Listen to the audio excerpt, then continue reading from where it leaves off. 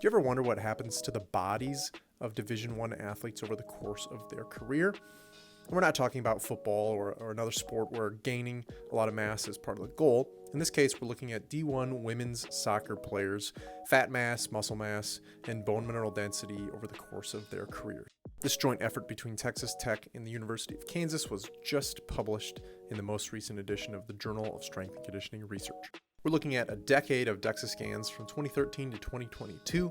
They're doing these scans 3 times a year, and a DEXA scan is a type of body composition measure where you lay on a table for, say, 10 to 12 minutes, and a little arm moves all the way down and all the way back up, applies some low-dose radiation, and gives us an estimate of fat mass, muscle mass, bone mineral density. It's actually the gold standard for bone mineral density. And it can split it out into segments, so we can look at what's happening in each leg, each arm, the trunk, so on and so forth. And what's cool here is they're doing these scans up to 3 times a year. So potential timeframes are in the preseason, July and August, in the postseason after they've completed competition, going into Christmas break or so, the beginning of the off season when athletes report back to campus, beginning of that spring semester, and right before they finish that spring off season, April and May. Like we said, these are D1 women's soccer athletes in the Big 12. 80 total subjects, 17 of them played for at least 3 total years. So we have 3 years worth of data on those individuals. The nice thing about this type of population is that they're all on the same team. They're all doing relatively similar training. They all have access to fairly similar nutrition. I'm assuming that they're all eating at the team training table, so on and so forth. So we have what should be a fairly clean study design here. Now, of course, we're dealing with college-aged individuals. If we look up here at the top, we have initial scan or a baseline assessment, average age 18 and a half, which is pretty standard for freshmen. Final assessment is about 20 and a half, which you'll notice is only 2 years difference because this is all 80 of our individuals and not everybody plays all of those years. Some people transfer, so on and so forth. And then if we just look at the individuals that were there for at least 3 years, we see they came in about 18.2 years old. And they lasted longer, right? 21.5, they were all there for 3 years or more.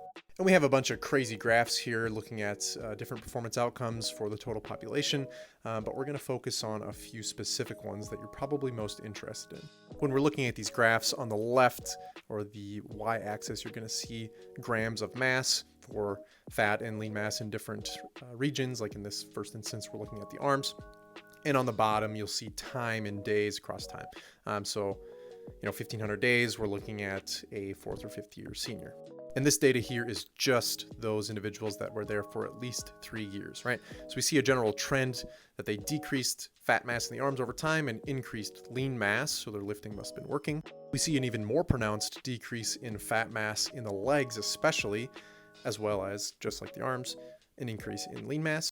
And we see similar changes in the trunk, which a lot of people are interested in, right? That's our midsection. You may have heard the term apples have cores, people have trunks. That's what we're talking about here.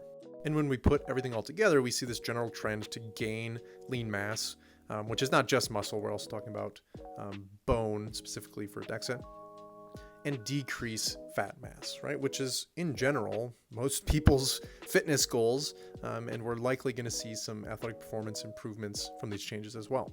In terms of actual numbers, across all individuals, not just those that were there for 3 years or longer, they saw an average decrease in body fat percentage of about 0.5%.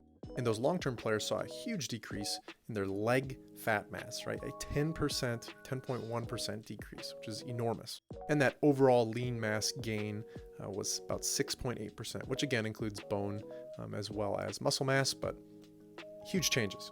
And one last interesting takeaway is they did split this out by position and playing time, but there were no significant differences observed. So if you were a defender or forward or goalie, you saw in general similar changes to all those metrics that we just talked about. And it didn't matter if you were somebody that rode the bench or somebody that was a full-time starter.